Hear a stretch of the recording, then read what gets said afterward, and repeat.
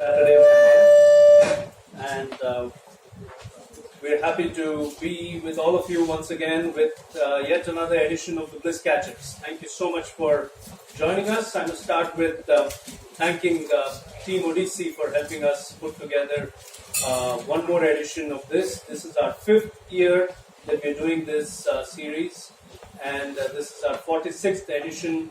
And all of this would not have been possible without support from Team Odyssey. So thank you so much, Odyssey, for what you've been doing for us. I see a lot of new people in the audience, so as I always do, let me quickly share with you a little bit background about who we are and why we do this series. So Vani there, she's my soulmate, and I, AVIS, we are the Happiness Valas. We inspire happiness. That's our life's purpose. What we do is we find various opportunities around us to talk to people who are willing to pause and reflect on life and help them understand what the idea of happiness truly is. Many people think that happiness is a pursuit, that it has to be achieved by going after things, or one can be happy only when a certain set of circumstances or conditions are conducive. But what we have learned, Vani and I, from our own life experience, is that it is possible to be happy despite your circumstances. Over the last 11 years, we have been going through a very, very turbulent phase in our life. We've been going through a bankruptcy. This really means that for the longest time in these 11 years, we've been without work and without money. And yet, we understood that we could face the situation, we could face life. And not just face life, we trained ourselves to be happy by learning to be non-worrying, non-frustrated, and non-suffering.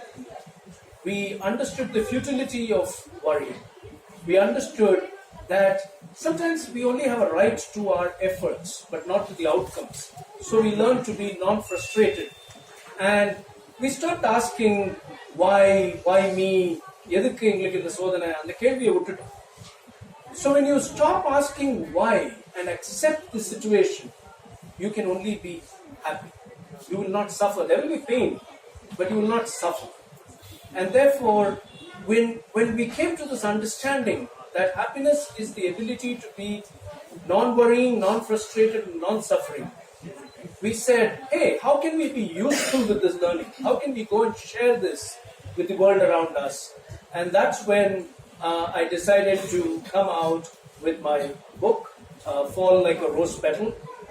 I wrote this book somewhere between 2007 and 2012, never intended as a book. This is actually a set of letters that I wrote to our 2 children, Ashirvad and Anchal, during the dark nights that we went through without work and without money, just to share with them what it means to deal with a crisis in life and what are the learnings from that phase.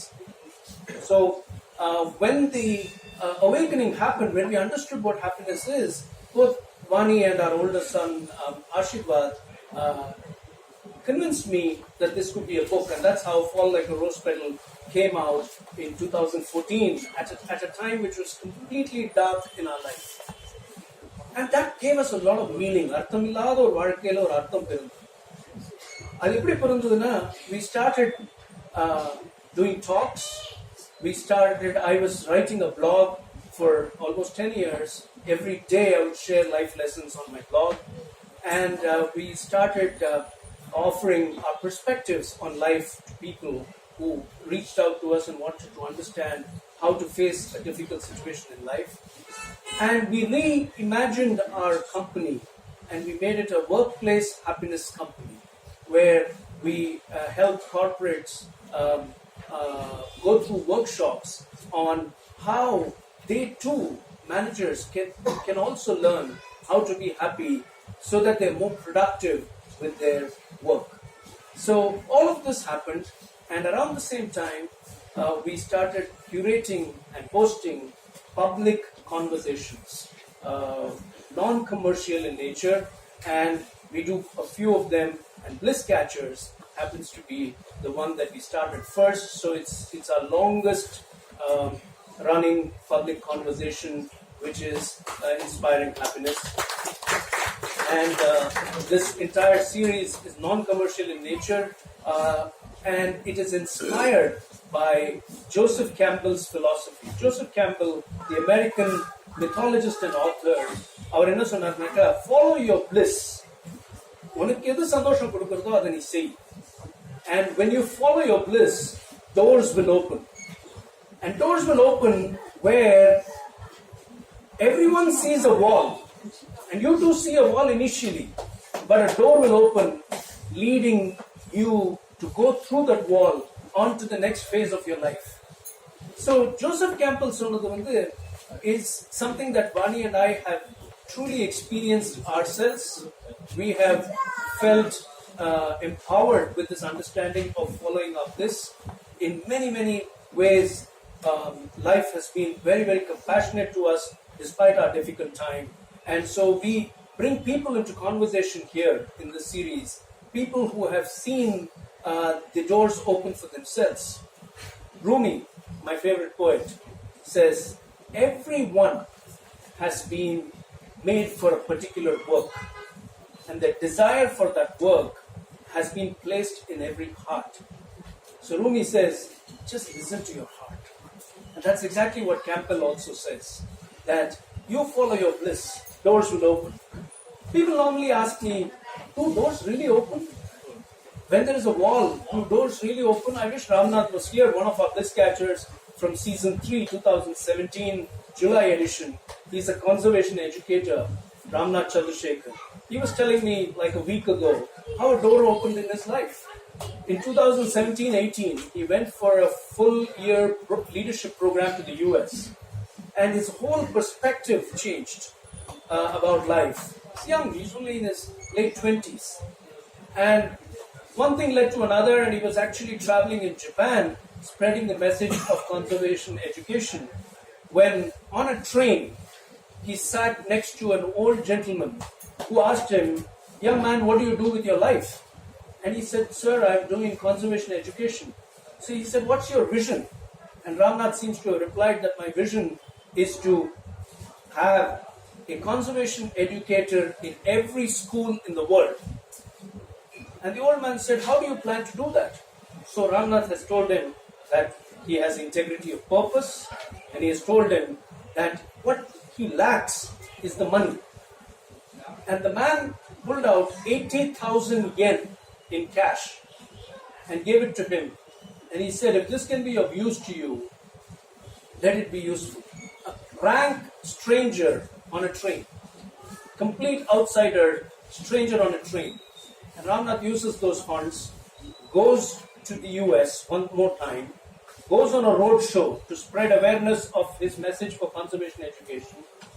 He's working on a mind-blowing, game-changing project which will change the awareness levels of conservation education in India, particularly South India. I'm not allowed to talk about it yet. And he's been able to raise money for that only because of the man on the train, only because of following his bliss. And that is the power of this idea. In the last 5 years, we've met countless guests here who have had remarkable stories to tell us about how their bliss has guided them. And Vani and I go back enriched after every session, just as many of you who are coming here for the first time will be enriched this evening. And to enrich us this evening, we have two wonderful guests with us. Sunil Gargan and Vedant Bharadwaj. Both of them are amazing musicians in their own right, but to me, they are Bliss Catchers. And I'm going to introduce them the way I know them, or I have come to know them. So Sunil, we met at our friend Vijay Raghavan's party last year. There was a dinner invitation, and Vani and I had gone there, And we met this young man. Look at him, he's got such an endearing appeal to himself. He's so cheerful, and he left a very strong first impression. I have to confess that எனக்கு சங்கீத ஞானம் அவ்வளவா கிடையாது. So I'm not speaking from Sunil, the musician point of view. I'm speaking more from Sunil, the young dreamer point of view. Okay? And I could connect with his energy instantly. I found a strong conviction in what he has to offer the world. And I was very delighted when I heard that he's a quote-unquote a full-time musician. And he's not having a part-time job and also singing, because singing is passion, but a job gives an income. He's not doing that. He's a full-time musician, if there can be ever a full-time musician, right? And we called him for coffee. We discovered that he's got a deep fascination for the 14th century philosopher Vedanta Desikar's works. He started off singing movie songs like any other young childhood, but was drawn to the world of Carnatic music, has been blessed with P.S. Narayan Swami as his guru, true blessing there, and despite all the temptations, he stayed away from a full-time job and instead is following his bliss. When I asked him, what does music mean to you? He said, it's a spiritual anchor. He said, it feeds his soul. And I said, yeah, that's it. Vani and I said, you must be on the Bliss Catcher show. And that's how he is there with us this evening. Thank you, Sunil, for joining us. My second guest this evening is Vedant. Vedant. He should have been here in 2016 January, opening this season, or the second season of Bliss Catchers. You remember that? He and I met on the beach in Kovalam, and we had just started Bliss Catcher. We were in our first season, and we were talking to Vedant, and I invited Vedant to be on the show, but he could not find the time, because for him, his Kabir comes first. I presume somewhere next to that is the guitar, and then the passionate work that he does with the children of the Madras Chennai Children's Choir, and the countless projects and collaborations that he does. அதுக்கெல்லாம் மீறி தான் அவர் பக்கத்தில் உட்காந்துருக்கிற துணைவி நேஹா, அதுக்கப்புறம் தான் Bliss Catcher. So it took a long while to get him onto the Bliss Catcher show, but here he is with us this evening. He holds 2 master's degrees, one in psychology and one in management. என்னால் graduation கூட பண்ண முடியல. So நீங்கள் ரொம்ப படித்தவர், apart from being a Bliss Catcher. And he decided early on again, and it's almost like a couple of decades now already since that choice was made, that he would not take up a job, but it would instead do music that excites him. That's what he's been doing all his life, and he's got a fascinating story, and I'm very, very keen to explore it with all of you this evening. So, ladies and gentlemen, please help me welcome Sunil Gargan and Vedant Bharadwaj. Welcome. Thank you for joining us. Please.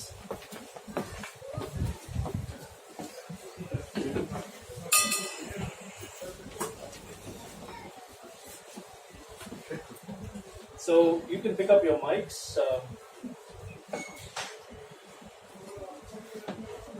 Right? Are we all set? Okay. The format we'll follow is I'll be in conversation with both these gentlemen. I'll take turns talking to them. So we'll go with the questions between the two Bliss Catchers, back and forth. At about 7:35, 7:40 on this clock, we'll take a short pause when we will ask you questions about the two of them. Okay? We will ask you both questions about the two of them. And there will be one question on Vedant and one question on Sunil. And when I ask those questions and you get the answer right, you get to win this fabulous mug. Okay? This is called the Bliss Catcher mug, and coffee, tea, whatever beverage, even beer tastes great in this. So you can be sure to wake up to a very different Sunday tomorrow if you get to win these mugs. Then we go on with the conversation. 2 mugs down, we go on with the conversation till about 8:10, and then we have a little surprise for you coming up, where they will also ask you questions. That's not the surprise, but the surprise is something that we will let you know at that time. But after the surprise, we will also have them ask you 2 questions, 1 each, and you get to win mugs. So totally 4 mugs going this evening, and if time permits, we'll have you ask them a couple of questions, and we will wind up sharp, as we always do, at 8:29 p.m. Okay? So are we good to start, gentlemen? Yeah? Okay.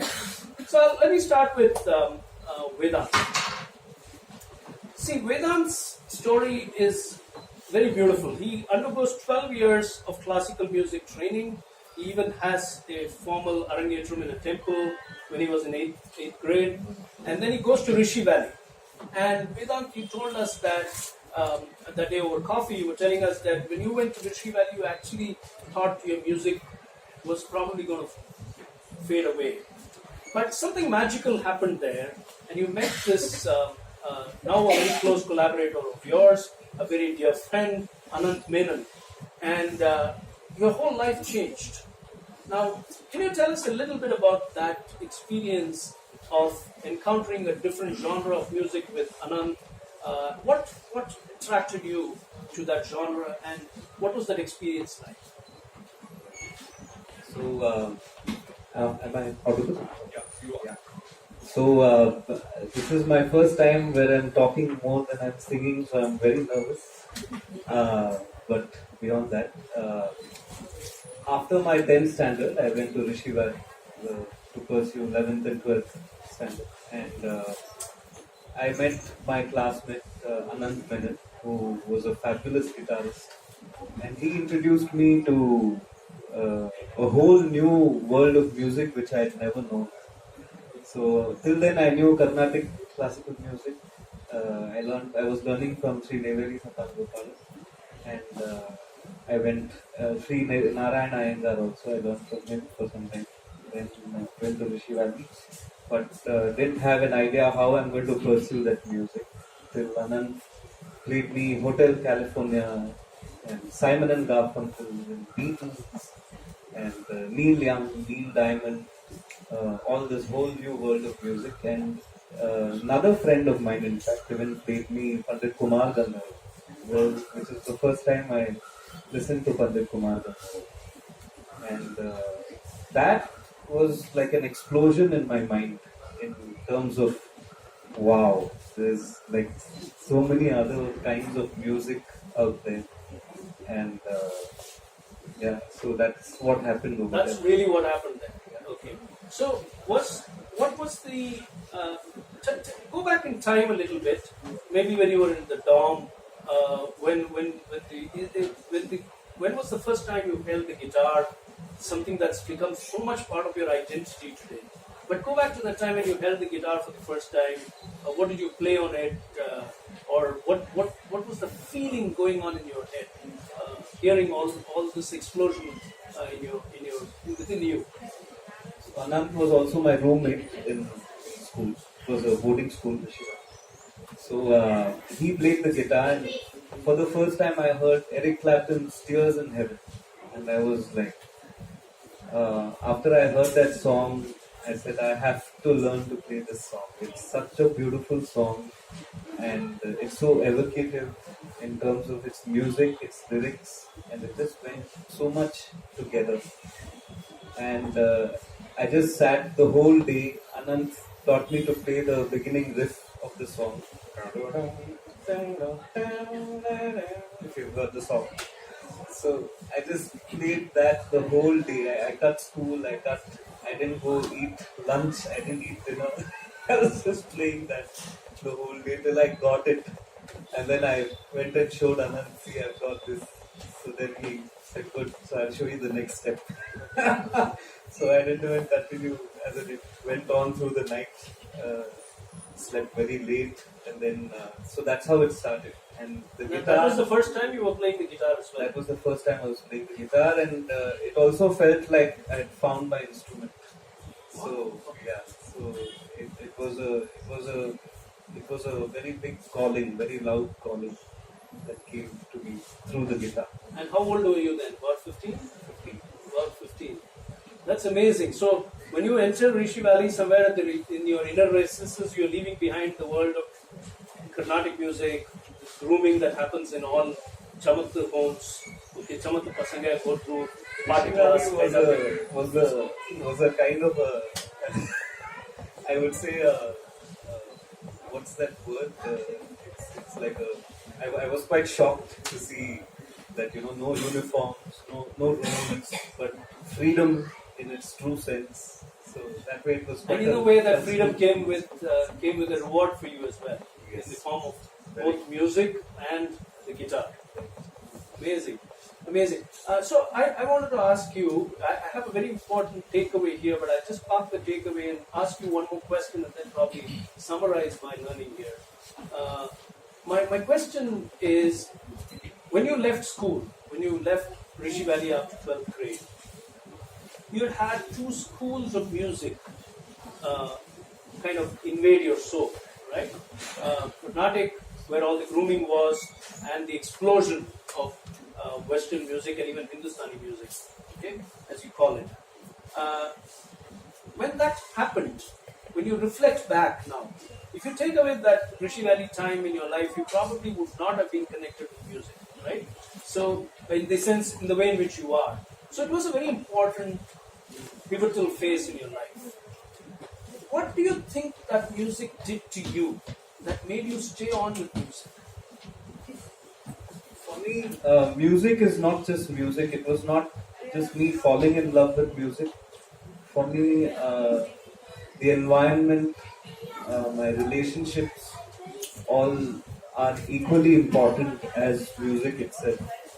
So I think Rishi Valley as a place itself had a lot to do with that. The freedom that I was given with my teachers, and my friends that I made have been lifelong. They're all still in touch, and it's been 20 years now since we passed out, and it's just amazing. So that also helped me believe that music is something that I want to stay with for the rest of my life. And all these things had a big say in all of it. That's fantastic that you're making this point, that you wanted music to stay with you, right? Was it the same way you felt about Carnatic music too? But when you were moving to Rishi Valley, you had that sense of longing in you. Did you have a sense of longing in you that you were leaving behind Carnatic music, the training? Universe kind of conspired to make this happen. Your parents, your friends, your extended circle, your teachers, all of them came together to help you. Again, Rumi says this. He says, live your life as if it's been rigged in your favor. He uses the word, live your life as if it's been rigged in your favor, because everything that's happening is happening as per a grand plan that we cannot, understand. And the fact that everything came together for him is evidence of that. I want to add here that you said you had the comfort of a plan B, which is the masters. But deep within you, would you have been happy working even if a plan B needed to be pressed into action? Not at all. Not at all. Not at all.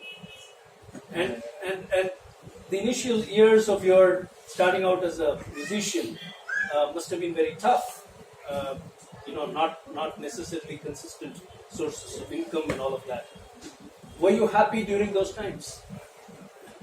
So for me, income never really was a very big factor then. Till a few years back, I really started seeing the need for earning money and this thing. But for a long time, since I started my journey into music, money was never something that I really thought of to make because I felt that if I just continued doing music, it would. And my father's line, follow Saraswati and Lakshmi will follow. That is, as in go behind Saraswati, Lakshmi will follow. Wonderful, wonderful. So that is something that is, as in, I don't think I go without thinking about it even till today, as in, every day. So I kept pursuing, and so I started learning Hindustani classical music from Sri Ramurthy Rao. And in fact, I would say that I found a guru in him.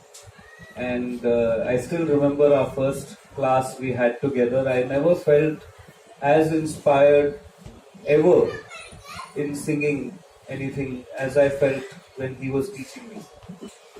And I feel it in every class we've had till then, till now.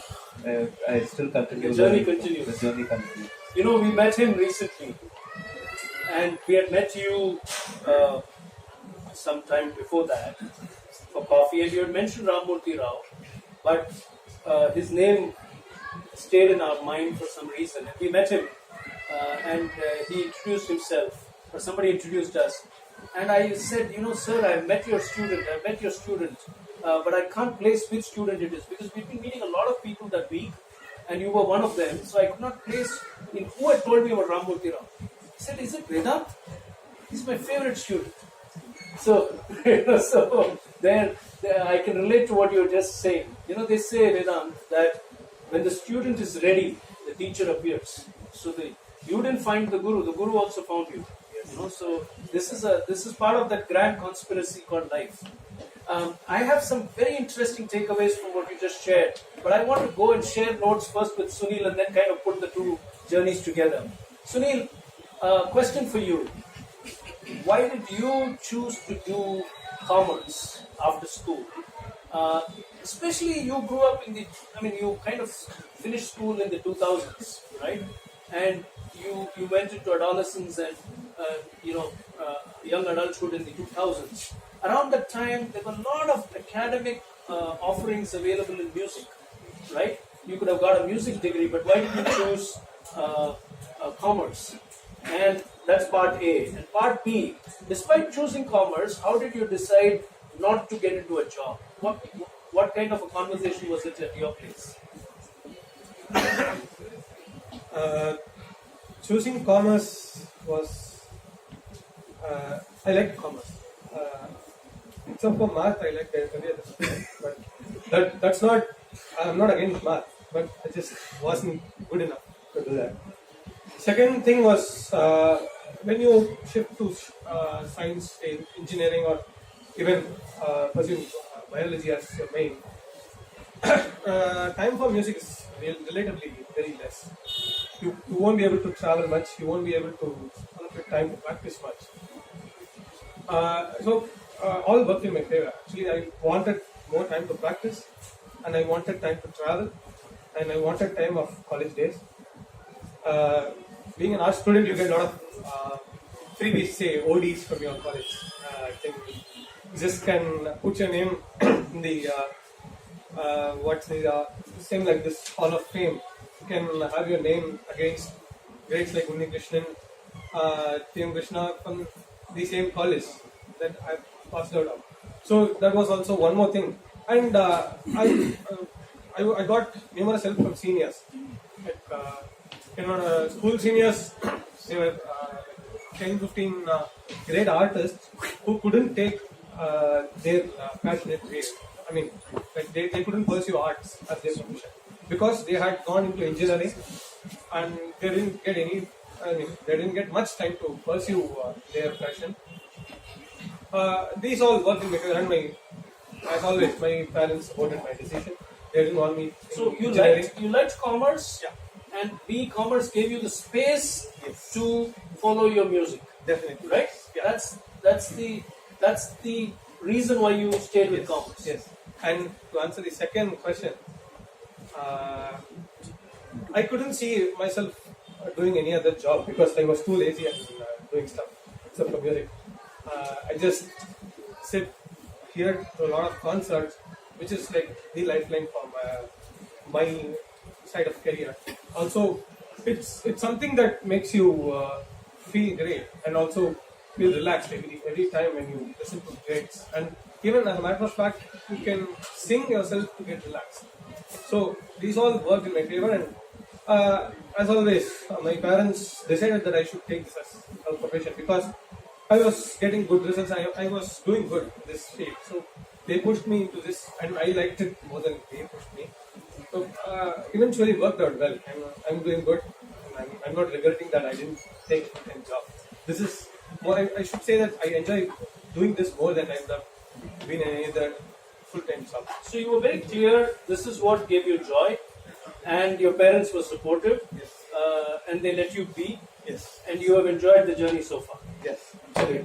Now here's a takeaway from both their journeys. Both of them chose to do what truly gave them joy. And it might seem from the outside that music is not a profession that pays right away. I don't think any profession pays right away. Everywhere the grind has to be gone through. So you can be a very unhappy engineer, whereas the soul is in music, and you can be a very unhappy engineer and go through the grind. Or you can be a very happy musician and go through the grind. Exactly. That's truly the choice that these two gentlemen have made. I'm sure somebody sitting out there, somebody watching this video is going to look at it and say that my heart is in, probably art. I'm looking at Raj here. My heart is in art, but I have to be in the family business and go through the grind. So again, if you listen to your heart, it will never lead you astray.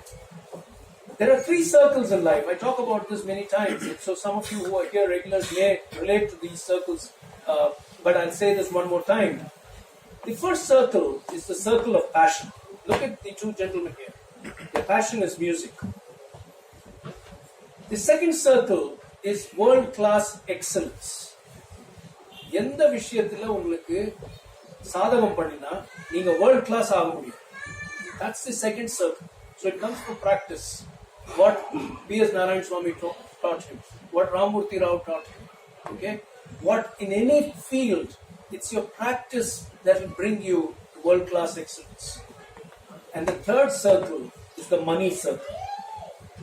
So if you choose what you love doing, which is go after your passion, and become world-class at it, the money automatically flows.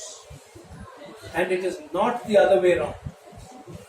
So the world pushes you into the first circle because they want you to be secure, they want you to be able to pay your bills. But are you happy doing that? That's what we need to ask. And here are 2 classic examples of people who dared to take the decision to go with their passion. We were watching Gully Boy the other day. And so Murad, the main character in Gully Boy, played by Ranveer Singh, says, I'm confused. And Sky, his friend, which is Kalki, says, why are you confused? Follow your passion, man. And I was reminded of Bliss Catchers, and I was reminded of Joseph Campbell saying, follow your bliss.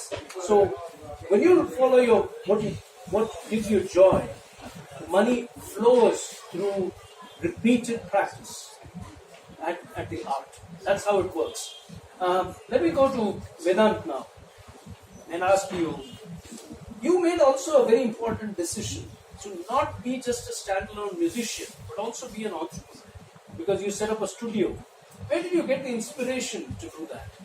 And were you not intimidated by the fact that setting up a studio meant a certain capital expenditure and then operating costs and then recovering the money and keeping the business going? Whereas just being a musician on call could have been a lot simpler. So what was the inspiration to set up a studio? The inspiration to set up a studio was to have my own workspace.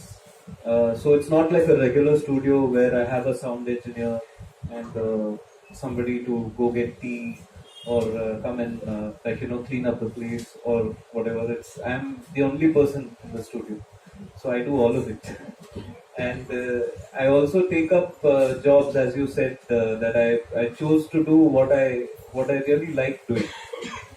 So even in the studio, if I took up a job which was not what I wanted to do or what I was doing myself. It would be something that I really enjoyed. Uh, for instance, recording Anil Srinivasan and Sikil Gurucharan's albums. Quite a few albums of theirs, about 5 albums have been recorded in my studio, and I've seen the music happen right there. You know, they are artists who record in real time.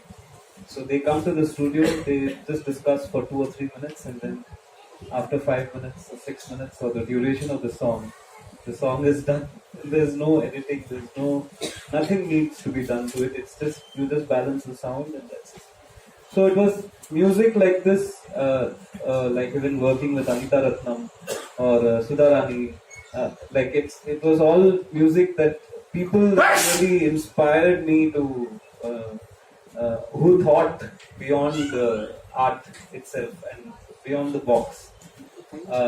So it was projects like these that I was taking, and I've also wanted to record my own songs, my own albums.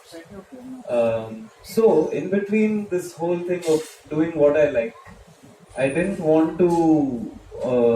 I'm digressing a bit over here. In 2006, we got an opportunity to do music for a Telugu film. And there were 3 of us, Anand Menon again, and Balu, who was a sound engineer for A.R. Rehna, whom we met in her studio. And the 3 of us, we decided we'll record a few demos and send them out to directors and producers, and we got an opportunity to make a Telugu feature. And that was one of the worst experiences in my life, because I made like music which I would not want to listen to today. Okay. And but then my whole process behind that was, we didn't earn any money from it either. There was a little fame that came from it. The film ran for 100 days and all that. But then we got a lot of offers after that. But then I kind of stepped back from and it. after that, you've done only Aruvi. After that, I've done only Aruvi. So, Yeah. so what is the broad the broad takeaway for me from the big takeaway for me from what you're just saying is, the studio was actually a space that you could call your own. My own. For you to do stuff that you love to. Yes. So again, it was not necessarily being set up to be an entrepreneur, to manage a large set of people and all of that. And I also set it up slowly over many years. So I bought the speakers, and then after a year I bought the amplifier. Then So it was a labor of love. It was a labor of love, yeah. The second thing that I'm picking up here is that the Telugu film gave you clarity on what you should not be doing in It life. was life changing. It was life changing. That's it. There is a gentleman, a Bliss catcher, sitting right at the back of the Topi Pottoka temple. What he said to us in the first season of the program is, following your bliss is not only about knowing what you want to do in life. Following your bliss also involves knowing what you don't want to do in your life. I think that was your big learning. It was very big. It was very big. Yeah. So then you accept Aravi, which becomes a super duper hit as a film. Your collaborator Bindu and you get so much of attention and recognition for the fabulous music that you brought there. I felt the music was more powerful than the movie itself for me, and I'm not saying this because you're here, but this is my personal view as a consumer of the film. Why have you stayed away from doing too many films? You do more collaborations than films. Why is that? Is the world of films very restrictive for a person like you? Commercial films which get released, about 99% of them are kind of restrictive for the work that I would like to do. And there are very few, out of the 1%, probably 1% of those people who make it know about me and the work that I do, the kind of music that I do.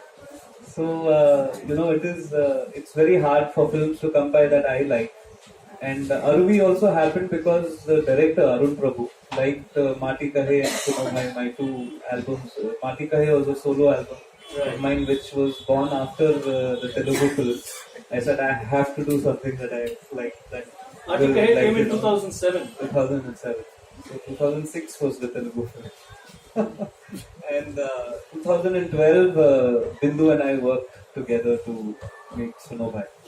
And Arun really liked both the albums, and that's how he came to us. So it was with the music that we had already made, which probably not many people even like listen to as much as if you compare it to regular commercial albums.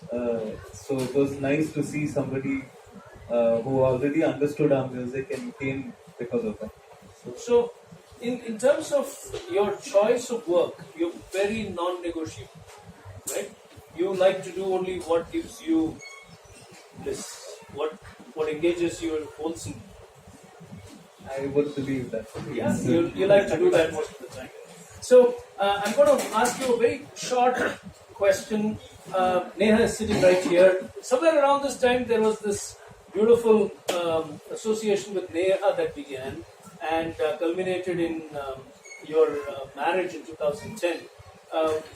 At that time, did you go through any kind of personal moments of reflection? Should you be earning more money? Should you, now that you have raised a family, do you have to be compromising a little bit on some of the standards that you've set for yourselves and let go a little bit so that some more income comes? How have you dealt with that?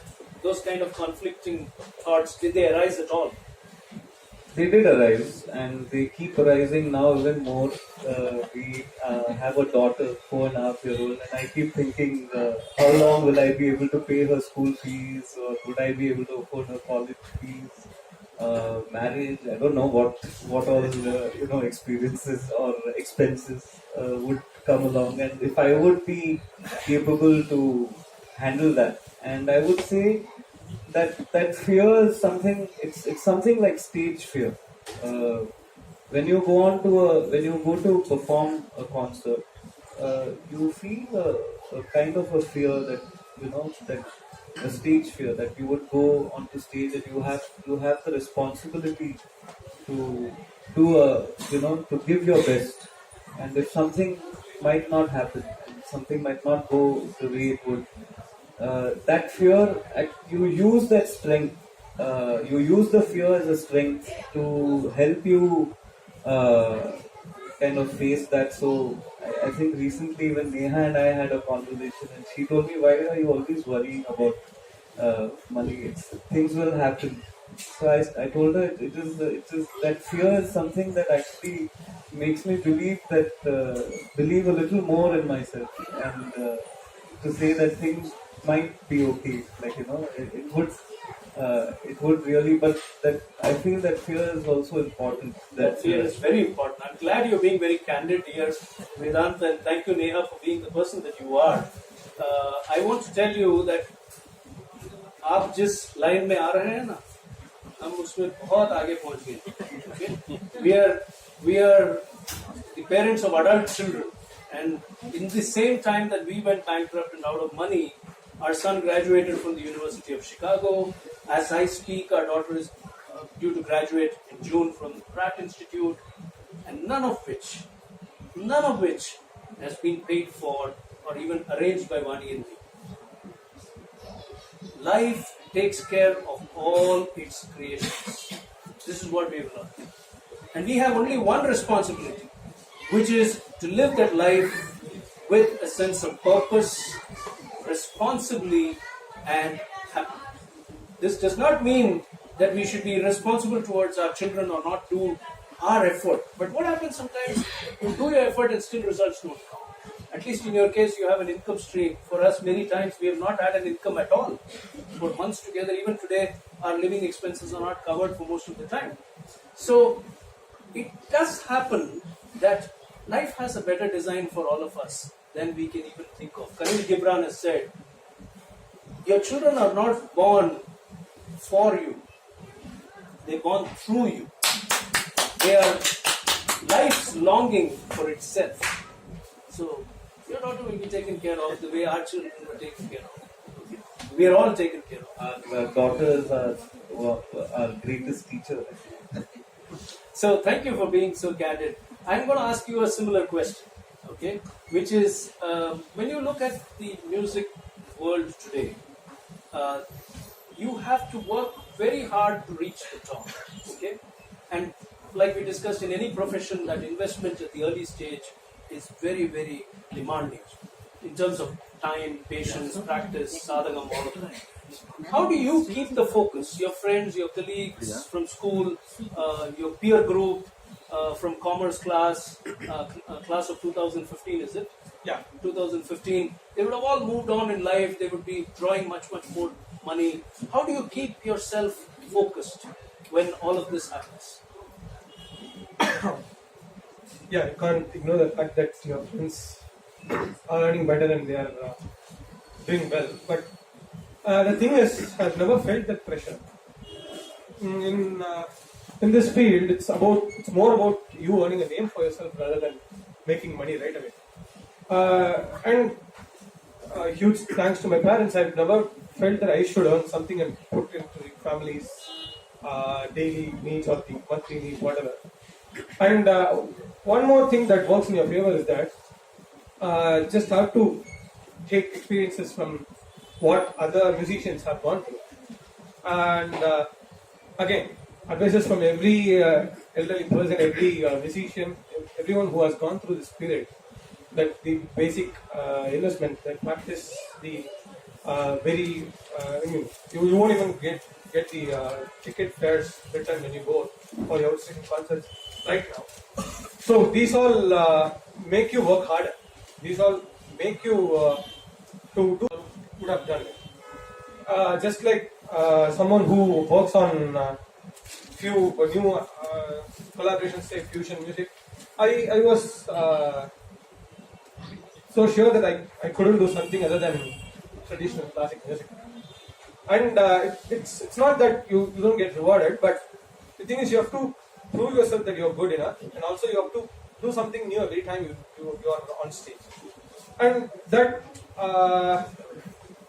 simply has to be work at your home. You have to listen to a lot of good things. You have to look for avenues where you can develop yourself, and also which have not been done yet. So earlier when you introduced me, the passion for Vedanta Deshika's works, that came from Sri Sanjay Subramaniam's tuning of Artigiri Baradar's Adikalapathu, which describes the beauty of Baradar, Kanchipuram, Baradar Swami. So that is it's an amazing Tamil. Same way, when I did presentation with Dushyant Sridhar, he did the Chitra Kavyam of Vedanta Deshika, which is poetry which can be presented in a visual art. It was amazing, mind-blowing. When you do something like that and you get inspiration from things like that, you can always prove yourself and you can always wait the terrible period of the storm and hopefully hope for better future and just practice. That's all. That's what I've been told. That's what I've been doing. Hopefully, I'll get the words for what I've done. What if you don't get it? That's the big if. If I don't get it, I'll still work. I'll still hope for the best, because you got nothing to do other than hoping and working. These two eventually lead you to the best way that God has already planned for you. So there's nothing is in our hands. I see a lot of truth in you, and I see a lot of promise in you. Okay? I want to tell you that many people watching this, sitting out there, may not have the staying power that you have. Okay? Now, when you stay at something, when you stay on the path, you'll be tested. You'll be exacted, and at every stage, you will feel like it's over, you have to give up. And that is when the next door will open, giving you just visibility for the next day. அடுத்த நாளைக்கு அந்த க்ஷணத்துக்கு என்ன வேணுமோ அது கிடைக்கும். அது எப்படி சொல்லணும்னாக்கா, காஞ்சு போய் இருக்கும்போது ஒரு பன்னு ஒரு டீ, இந்த பண்ணை அந்த டீல வச்சுட்டு சாப்பிட்டா ஒரு பியூட்டி இருக்குமே. when you are hungry, அவ்வளவுதான் கொடுக்கும் life, but that will take you forward. So what you said is remarkable. It's a testing time for anybody starting off, but you're willing to go through that test. Yes. That's what I'm hearing you say, and that again comes from a lot of grooming. And I would like to congratulate the parents for being able to do that, and his gurus for instilling that sense of discipline. the other thing that I'm picking up from him is his decision to explore such a vast ocean of work of this man called Vedanta Desi. In terms of building his own repertoire, that's what you're trying to do. Yeah. Eventually, when 20 years from now, just as we associate him with Kabir, we will associate you with Vedanta Desi. I would love to. Right?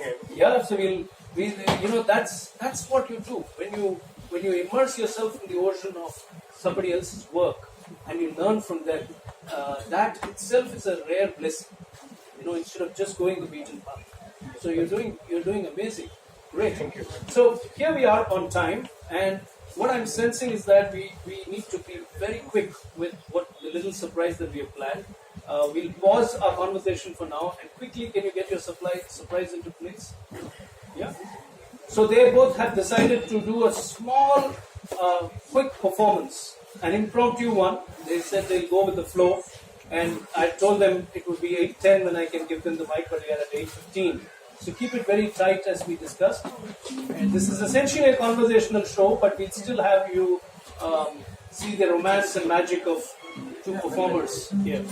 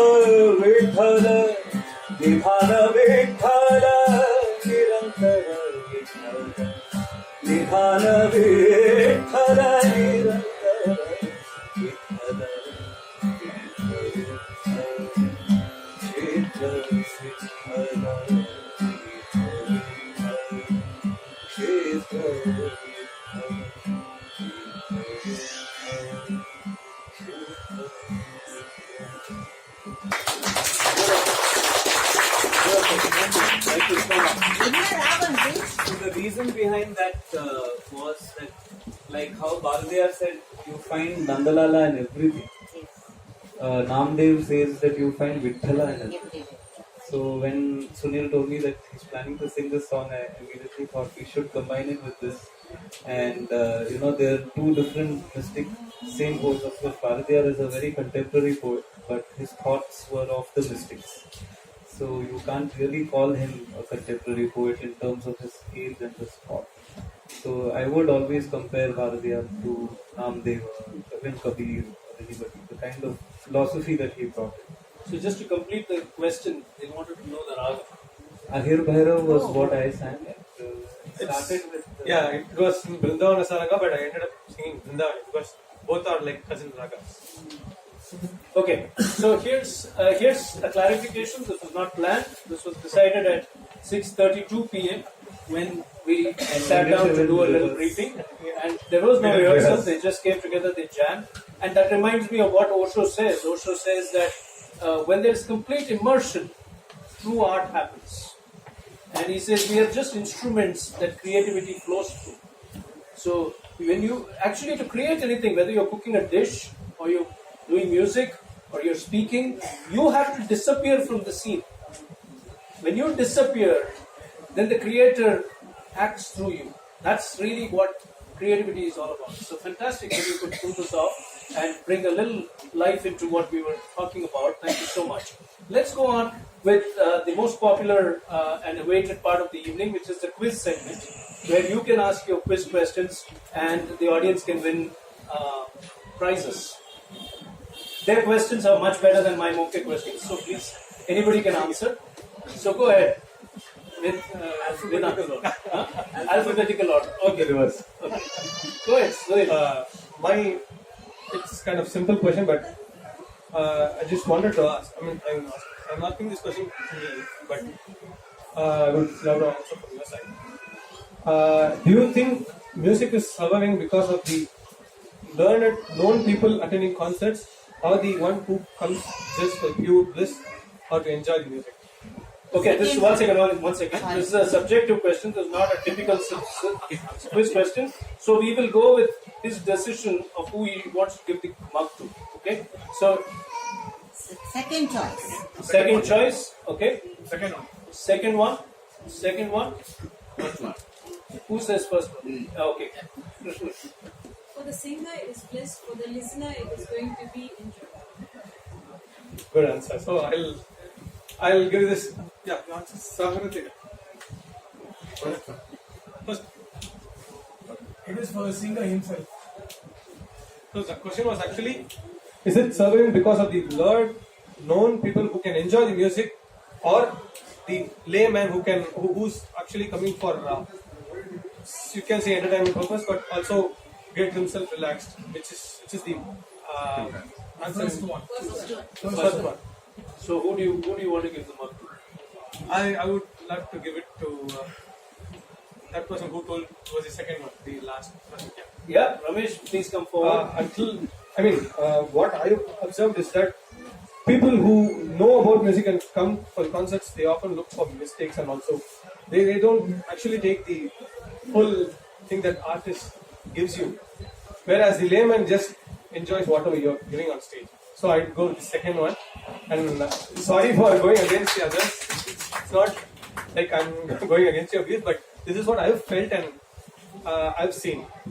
So to him, the true Rasika is one who knows complete Rasalai for the sake of the joy rather than the technicality.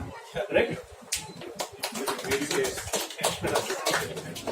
So in my case, I belong to that category. I have no knowledge of the technical side of music. To me, any music that touches my soul works for me. So, and what you performed this evening did. So Vedant, quickly, your question. So my question is the difference between formal education, which is like B music, or Visharad, or whatever you learn formally, or what you learn as oral tradition.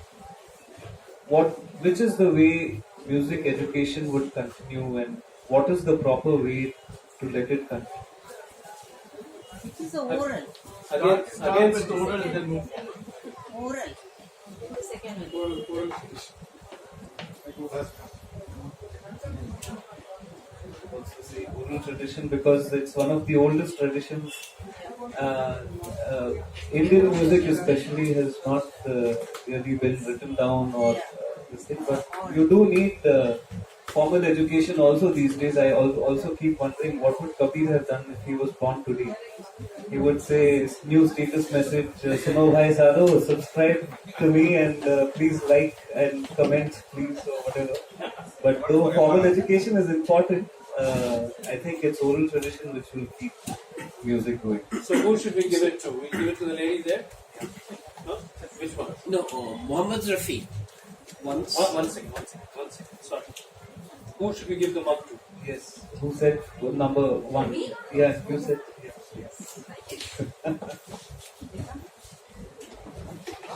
This is my first time I'm coming here and Yes. getting the prize.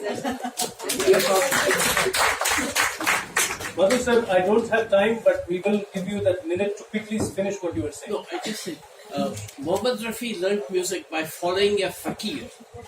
Your street fakir. That's how he. So that's you support the got him oral passionate about music. So you support the oral tradition. Yeah. Support the oral tradition. Fantastic. And I think the essence is there again in terms of what touches your soul. And if it can be through the oral tradition that can be propagated, I'm sure that works best.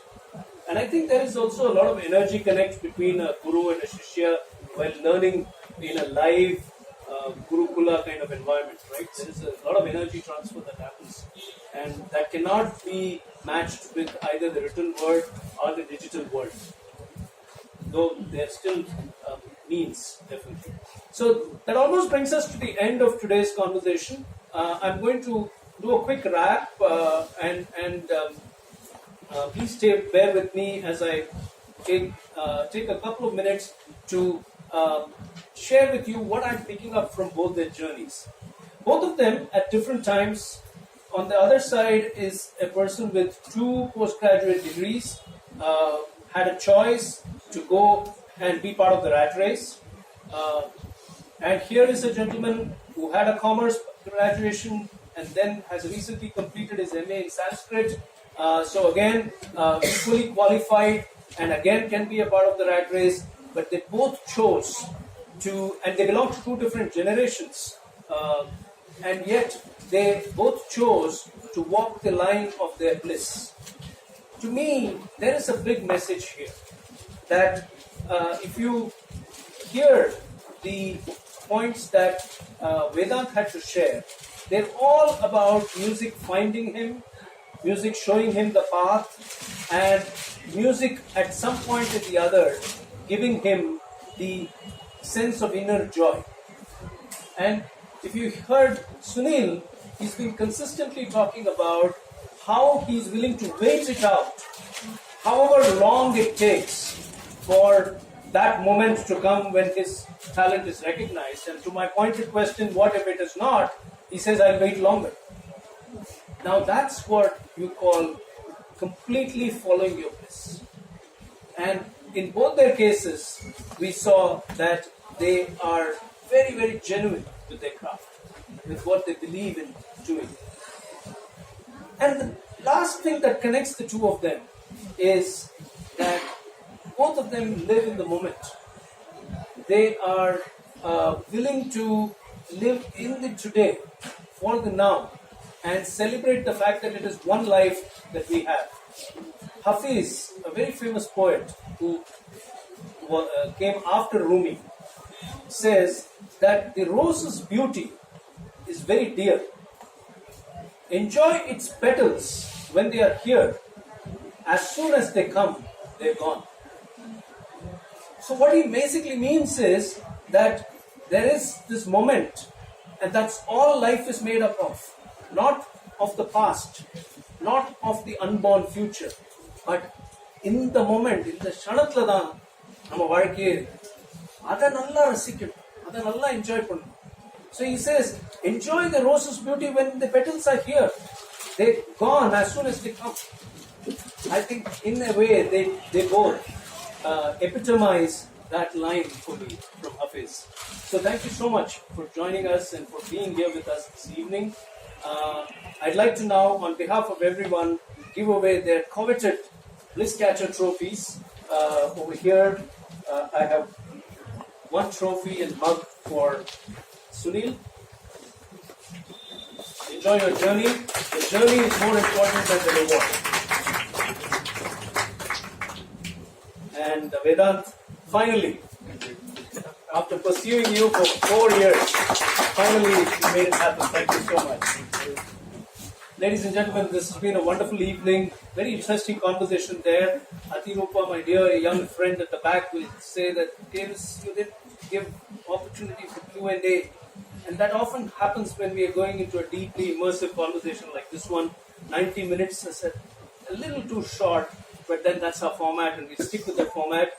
Please keep joining Vani and me as we continue on our journey to inspire happiness. We have 2 interesting programs coming up next month, right here at the same venue. On the 9th of March, we have the Happiness Conversations. That's the other series that we do on the second Saturday of the month. And on 9th of March, we are in conversation with 2 ladies who lost their spouses in different circumstances, and how art helped them heal and how art helped them cope. So one is a very famous dancer, Uma Satyanarayan, and the other one is a very famous author, Shobha Warrior. So dance and writing and how they help them heal through their personal crisis. On the 30th of March, we have Bliss Catchers again, which is the last Saturday of the month, and we have 2 wonderful people. We have SRK, not Shah Rukh Khan, but Surulai Rajkumar, who's called the SRK of data science. He's a data scientist, and he will be with us here along with a carpenter, a gentleman who spent almost 30 years in the banking space, gave up his high-paying job for the love of carpentry and is proud to call himself a carpenter. His name is Vinay Babu. So please join Avani and me as we host you in another edition of Bliss Catchers on 30th March. That is the last Saturday, and it's at 7 p.m. Both the events, Happiness Conversation on 9th March and Bliss Catchers on 30th March, both of them are at 7 p.m. here at Odyssey. Thank you so much. Have a wonderful evening, all of you. See you around. Going into an unexplored world, was the longing there for music?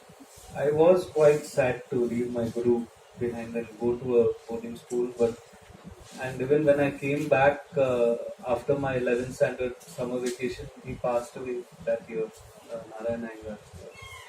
So it was sad to go back, but we also had a teacher in Rishi Valley, Seshadri sir, who kept the Carnatic classical music also alive.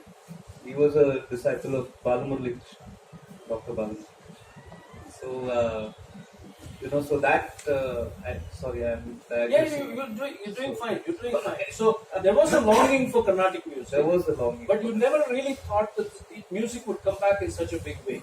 In a bigger way, in terms of genres and different types. Now it is global. Now the horizons were expanded. Right? That's what you're saying. So here's a very, very important point that I'm picking up. And it's fascinating that he talked about music playing a big role in his life. So we all think that we want certain things. So when a young boy leaves his guru and goes into a boarding school, he's feeling the pain of the sadness of leaving behind his music. Now, Rumi's mentor, Shams Tabrizi, says that what I want also wants me. He says this very beautifully. What I want is also wanting me. Actually, his whole saying is that when I run after what I want, my days are filled with anxiety and stress. It's like a furnace filled with anxiety and stress. When I sit quietly, what I want flows to me on its own. I realize then that what I want is wanting me too. And he says that there is a big learning there for anyone who wants to grasp it. So that's what happened to you, and that's why I was keen to ask you that question, Vedant. That you wanted music, and music wanted you, and so it came back in a big way. Anand, RV, the environment, Sheshadri sir, the guitar, they were all instruments that were placed on your path, that took you, brought you to where you are today. So, would you agree that? Would you agree with that? Yes. So that's the beauty. That's what Follow Your Bliss is really all about. So thank you for sharing that. Let me ask you one more question before I move to young Sunil. Now, with such a deep connect with music as you leave school, why would you choose to do 2 master's programs, one in psychology, one in management, after a basic graduation at Vivekananda, is it? After a basic graduation. So, what was the logic behind academic qualifications? So that was my parents. We don't come from a a family where my mama is not A.R. Rahman. So so we had to think about a plan B. Though I was not thinking about it right then. My dad was very insistent that I do pursue academics for certain time. Still continuing music. So as I also keep saying, I don't know the E of MBA or the S of psychology. It's a very bad joke. I'm glad if you didn't get it. So You just went through the motions. I went through that happily, and after I also went through it, I felt very confident. I didn't feel it while I was going through it, but I felt confident that okay, now I have a backup plan, and if something goes wrong, then I can always come back to this. So there was a sense of security. There was a sense. Despite having gone through the grind, there was a sense of security. It was gone through for the parents, but it gave you security. Right? Now that's what the earning a living syndrome can do to you. Okay? It can instill in you a fake sense of security. Okay? We'll talk about that fake sense of security in a little while with no specific reference to your feeling, but it's an overall human situation where we all feel secure the moment we know we have some money with us, we have an income stream with us. And Vani and I only know the value of not having one. So, the pain of not having one and the value of not having one. I do. I'll come back to you and your journey in a bit, but let me go to Sunil. Sunil, my first question to you is, when they were kids, my daughter used to sing Maya Machindra from India. And my son, who's older, used to sing Kadal Rojave, from Roja. But they grew out of it. There was nothing fascinating about their singing except like kiddie sing. Okay? In what way was your fascination with movie songs different? Different in the chat. What's your feeling? First of all, happy evening to everyone here. If I have to answer that, சின்ன வயசுல நம்ம பாடுறது, we just listen and we just do whatever. அது இப்போ நான் வந்து சின்ன வயசுல பாடுறது வந்து அந்த வராக நதி சங்கமம் கோவிலிருந்து. I used to sing the whole song, I guess. That's what my parents told me. Obviously, I won't have to remember. அப்படி பாடிட்டு இருக்கும்போது simultaneously my, like every other Indian, South Indian, typical South Indian family, எல்லாத்துலேயும் சங்கீதம் ஓடிட்டே இருக்கும். Same way, even in my house, it was Maharaj Santanam Tata. அவரோட பாட்டு cassette போயிட்டே இருக்கும். My father is a big fan of him, my grandmother is a big fan of him. So, simultaneously இந்த பக்கமும் இந்த அவர் பாடின பாட்டெல்லாம் நிறைய பாடிட்டு இருந்தேன். So, eventually I shouldn't say I ended up. Eventually I was pushed into music by my grandmother. அவர் சொன்ன இந்த மாதிரி பாடிட்டு இருக்கான், why not try him in this field. சேர்க்கும்போது 2.5 வயசு நினைக்கிறேன். 2.5 வயசு. யா. ஸோ அப்போ வந்து நாகை பாஷ்யம்னு அவர்கிட்ட இனிஷியலி. அப்போ அண்ட் எதனால சினிமா பாட்டுனா சொன்னது largely you hear only cinema song. So and it is quite simple to sing. Cinema songs are quite simple to sing. You can easily sing it back. Whereas in Carnatic music, you have to add these nuances where இந்த கமக்கம்லாம் போட்டு பாடுறது words கொஞ்சம் காம்ப்ளிகேட்டடாக இருக்கும். So as it starts for every child, cinema songs give the way. That's how it started. That's very interesting. So the grandmother saw the talent and said, "Why not initiate him into Karnataka?" Yes, she did. That's how it started. Do you believe that when you started singing Carnatic music, maybe not at the age of 2.5, I'm saying, or 10 வயசு ஆகும்போது, when you were at least able to reflect back now and say, எனக்கு ஞாபகம் இருக்கு, அந்த நேரத்தில் ஏதாவது ஒரு memory இருக்கா where you can say that one particular song or one composition or குரு சொல்லி கொடுத்த விதம் helped you understand that எனக்கு ரொம்ப பிடிச்சிருக்கு அப்படின்ட்டு ஒரு மொமெண்ட் ஏதாவது இருக்கா? Yeah, I can look back. When I was studying in 3rd standard, in the school, Ramkuvar Vivekananda Vidyalaya, Krompetla, they usually host a 3-day cultural event, mega event. Adapina, first recording is done. Every songs and voices are given. Studio lo pay record பண்ணுவோம். முன்னாடி Sangeetha studio மடபழனியில இருக்கும். And அங்க போய் record பண்ணுவோம். And it will be enacted on stage. So when I was in 3rd standard, I was picked up by my music teacher in my school. She made me sing that Baad Mein Kum Kaine. That was my first recording. I could see the reception from my school, my schoolmates, and L. Krishnan sir was the conductor in the recording. His son Rajkumar Bharati sir also was there. L. Krishnan sir, what he told that day was, ரொம்ப நல்லா இருக்குப்பா, ரொம்ப நல்லா பாடின்னு இருக்க, just keep pursuing, practice பண்ணிட்டே இரு, நல்லா பாடு, நிச்சயமா will go heights. He blessed me that day. I think that's one of the biggest breakthroughs I ever had, to be short. So that incident is still still fresh in your mind. And to be frank, there was a room, empty room, recording studio. They would tell us at the pay room, அங்க போனா பாட்டு போயிடும். They would carry us. So அந்த memories are still fresh, and I actually miss those right now. So what makes you realize now, when you look back again, what makes you realize that particular moment was very, very important for you to make the decision that you want to pursue singing? Because எனக்கெல்லாம் பாட்டு சொல்லி கொடுத்தா ஆனா வரல ஒண்ணு, ரெண்டாவது எப்படா அப்ப கிளாஸ் முடியும், எப்படா அப்ப ஓடி போறோம்ன்ற ஃபீலிங்ல இருக்கும். And I thought that many children my age, any child would want to get out of a party class and go and play cricket or hang out watching TV and stuff like that. But உனக்கு அப்படியெல்லாம் தோணாததுக்கு காரணம் என்னன்னு இப்போ when you reflect back, what do you think it is? Actually, to be honest, என்னோட அப்பா is a cricketer.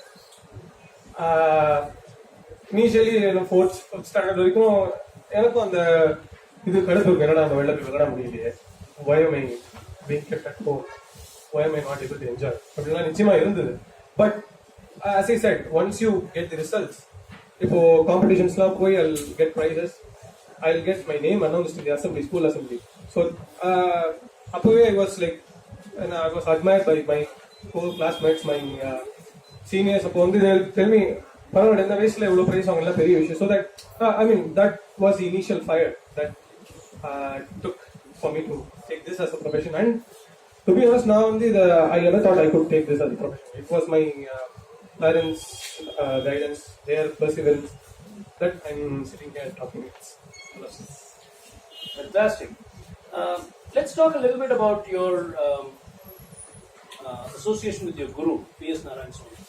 When did that start, and what do you think are the most important insights he gave you into pursuing music as a career, as a lifetime journey? P.S. Mama came to it was in June 2008. That by far is the best turning point I've ever had.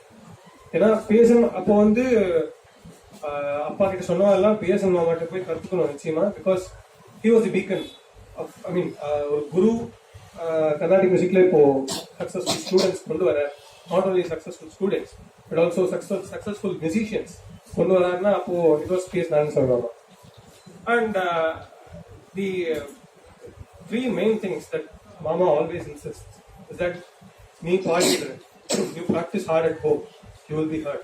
நிச்சயமா நீ பாடுறது, நீ ஆத்துல பாடுறது வெளில கேட்கும். And you need not rush for any opportunity, you need not run behind anyone to get what you deserve. உனக்கு இருக்குன்னா you definitely deserve that and you will get it eventually. And second thing he always tells me or tells all the students that பாடுறதுக்கு மட்டும் வாங்கிக்கிறேன், so that you are never caught red-handed or I mean you'll never, எப்பயுமே you will be safer, that you won't have any bad name or you won't be any scandals அந்த மாதிரி எதுவுமே இருக்காது. Third thing is that when you are trying to rush something, it will get to its optimum and then fall rapidly.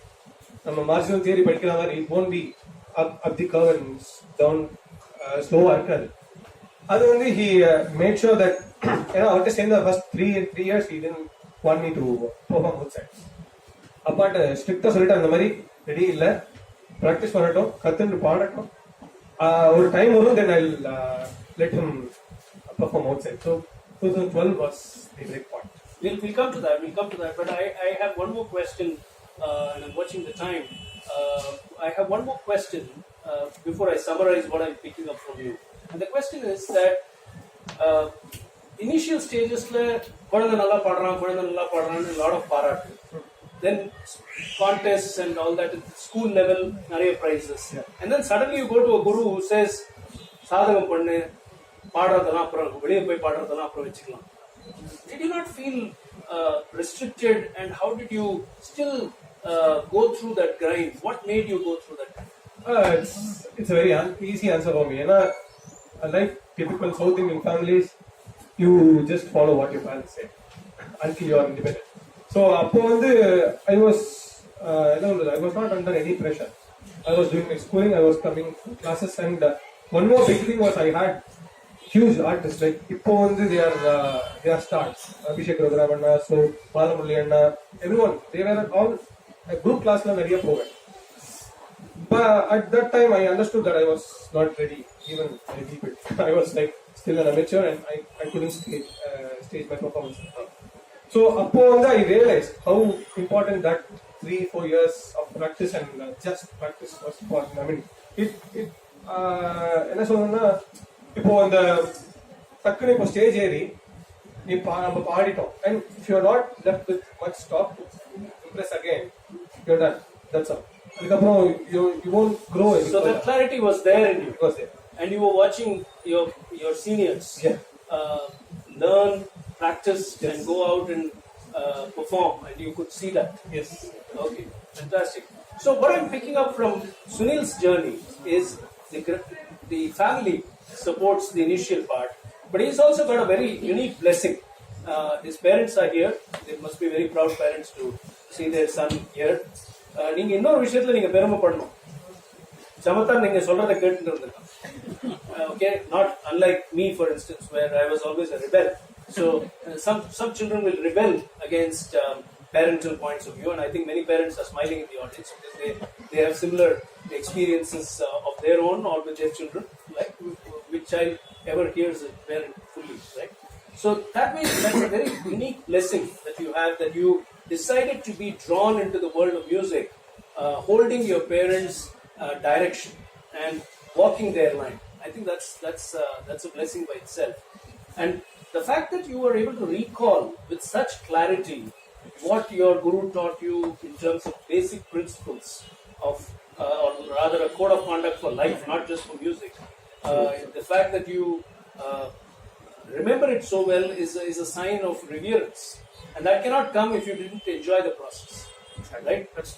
நம்ம ஒரு குருவை ரிவியர் பண்றதுக்கு காரணமே அந்த ப்ராசஸ் என்ஜாய் பண்ணாதான் நம்மளால பண்ண முடியும். இந்த சிஷ்யாங்கிற அந்த பொசிஷன் நம்ம ரிவியர் பண்ணாதான் பண்ண முடியும். So beautiful there. Thank you so much. I'll come back to you, but I'm going to go for the quiz questions now to the audience. We'll take a very short pause from the conversation with us. Are you okay? Yeah. And then we'll come back to your journey. Okay, from where we left off. So we come to the quiz questions. I request Ramesh, Ati, Dr. Chari, some of the old timers not to answer. Okay, let the newcomers get a chance, and if they fail to answer, we'll come to you. Okay. Not that we ask the same questions, but I think they know how mokka my questions will be. So they're kind of prepared for it. Okay. So here's the first question, and this question is on Vedant. Okay, Neha may not answer this question. Okay, so we'll discourage family from participating. Which song from the 2013 super hit film Ye Jawani Hai Diwani may most likely be Vedant's favorite song? Which song from the 2013 super hit Ye Jawani Hai Diwani may most likely be Vedant's favorite song? You can't answer, of course. I don't know. I'm just think. Okay, clues? Anyone want clues? Yes. So I'll give you 2 clues, and the third one I've already answered, so that's the answer. So I won't give that. But if I give the other 2 clues, you should be able to connect with the third one. So Vedant is famous for 3 things: mentoring the Chennai. Kabira. Yeah, no, who gave the answer? Absolutely right. The answer is Kabira, because he's famous for 3 things: the Chennai Children's Choir, his guitar, and his love for Kabir. Absolutely right. Kabira is the answer. Please come forward and receive your mug from Vedant. Kabir is somebody that Vedant adores. Okay. This one should be easy. Now that you know how mukhya the questions are, this one should be easy. Again, we'll discourage the family from answering the question. Okay. First, we'll give the others a chance. One of the 2 people sitting here connects to the 1983 World Cup. How? Father's a cricket. Okay, maybe the right answer, but no. Sunil Gavaskar. Absolutely right, but I told you not to answer. Nevertheless, please come forward. SG Sunil Gavaskar and SG Sunil Gavaskar. That's okay. I was just putting it like SG for Sunil Gavaskar and SG for Sunil Gavaskar. Yes, Sunil Gavaskar. Super mokya. The idea is to give away the mug. Actually, that's kind of true because I was named Sunil after Sunil Gavaskar. Was it right? Wow, that's brilliant. That's amazing. Okay, let's continue. Vedant, let's go back to your journey. So you did your masters, double masters, and you had this academic arsenal in your bag, and you were all set. Why did you not take up a full-time job?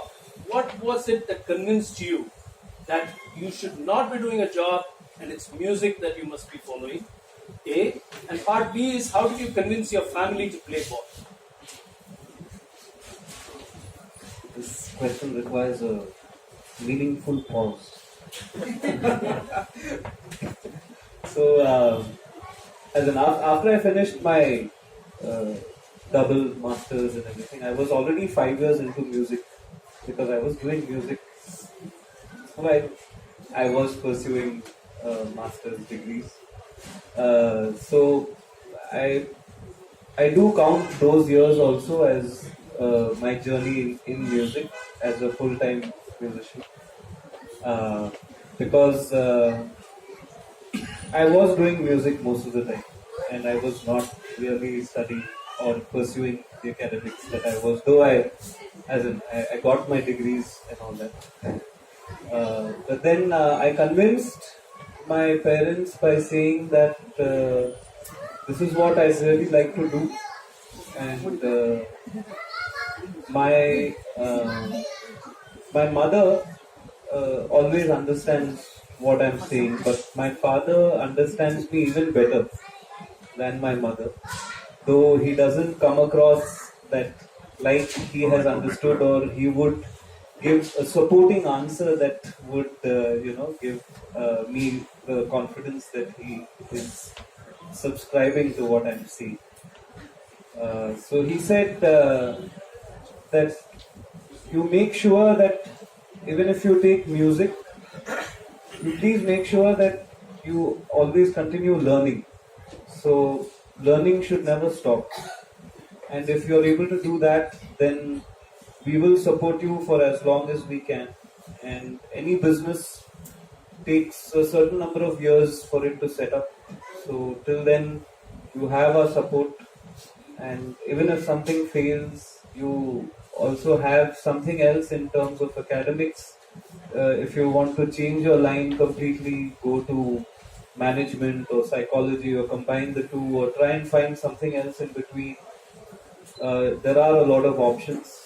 We will help you there, but it was complete and utter support from parents and friends, well-wishers, my teachers, and everything that made me believe that music would lay the path to making a livelihood, or whatever is required for living in a city. So this is a real